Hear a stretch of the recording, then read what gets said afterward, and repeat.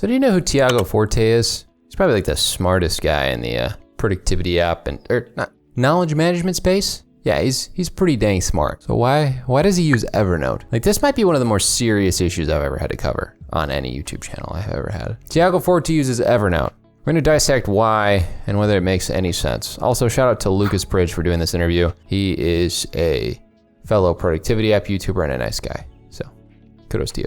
Of apps. You talk in your book about having moved from Microsoft Word to then Google Docs and now Evernote as your tool of choice for managing your digital second brain. And I've also used it for a couple of years, but I ran into some issues, mostly concerning speed after an update they released. It got very slow to use on mobile, especially. I think it's been getting a bit better, but a lot of users are still complaining about it. So I want to hear from you. First of all, what prompted you to make those moves from Words to Docs to now Evernote? And how do you feel about Evernote currently? Yeah, I've been on Evernote for 10 years. Oh, that's a hot minute. I don't think I could see myself being on Notion in 10 years, but like seeing myself being on Evernote for 10 years, I can believe that. I recently, in April, I think, had my 10-year anniversary. And it's funny because, I'm this supposed thought leader about PKM and note-taking. And so I think people assume, oh my gosh, he must use the most advanced, sophisticated tools. Yeah, I considering you talk about building a second brain in Notion, like that is one of the main things Tiago Forte is known for, because Notion and second brain are nearly synonymous in the community. So many people do that. I mean, I have a second brain in all of my templates that are like the high level ones, and it makes sense that he would use it too. And then most of the time when they see what I use, they're like, really? Like, that's it? Because almost every productivity app that I use is at least 10 years old. What? Okay, let me guess. Argument for maturity. He doesn't want it to break. And I do that on purpose. I don't even want to touch or try something that is less than 5 years old. I have a personal rule. I don't try betas. I don't even consider it for my own workflow until it's been extremely tried and tested by many other people. That is intriguing because if you think about very quick and popular apps like Obsidian recently, Notion recently, they're not 5 years old, but they're tried and true, really capable of hosting second brain information. Because those are my everyday tools. Imagine if you're like a carpenter and you adopt this experimental new hammer, and the hammer malfunctions because it's some untested technology. That's absurd. Like, you would lose a whole day of work.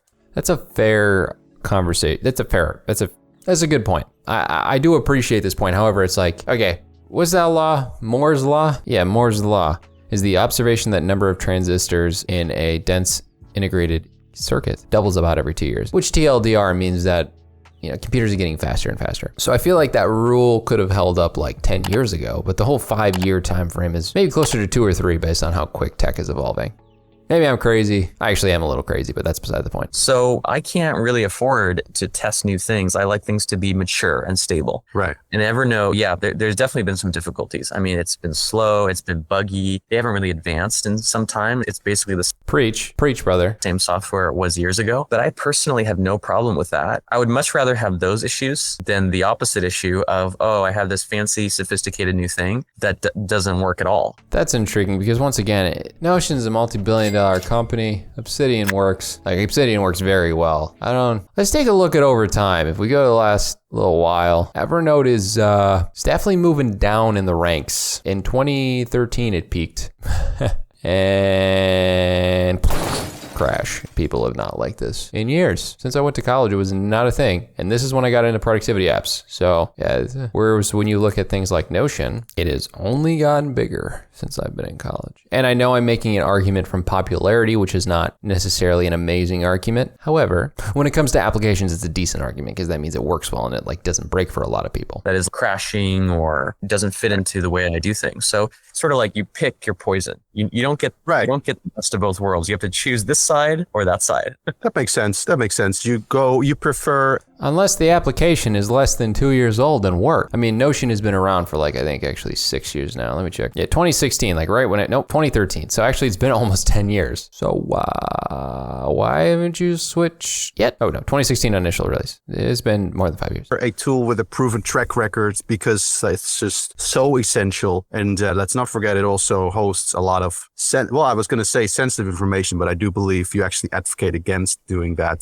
Thank God Tiago advocates against against that, because if you have your passwords in Notion, no. If you have your bank information in Notion, no. If you have anything that actually matters from a sensitive information standpoint in Notion, no. Keep that out of any productivity app that is cloud-based, maybe stored in LastPass. Just no. In that same system, you want to, somehow lock it up more securely, of course, like your social security information, just to name an example. I guess putting that in a sort of digital vault is a better practice than keeping that in the same place as your grocery list with the same level of access, so to speak. But either way, it has to have this kind of track record of usability, stability, and that makes sense. I use TickTick right now. I don't know if you've ever heard of it. I have, yeah. Right. Yeah, I recently moved to it from Todoist, which has a long proven track record and it's great, but I was just missing some functionality with note taking, so I moved. And it has a long proven track record.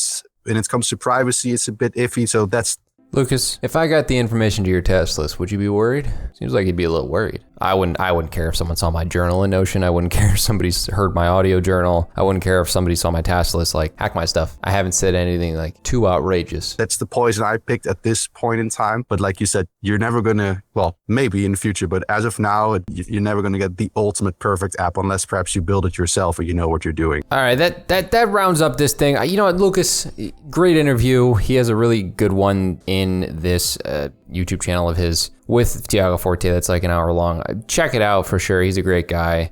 Both of them are awesome individuals. And while, you know, I said some negative things, this was partially in jest, partially a reaction video. If you have any inkling about improving your productivity or business acumen though, outside of this, check out this video right here.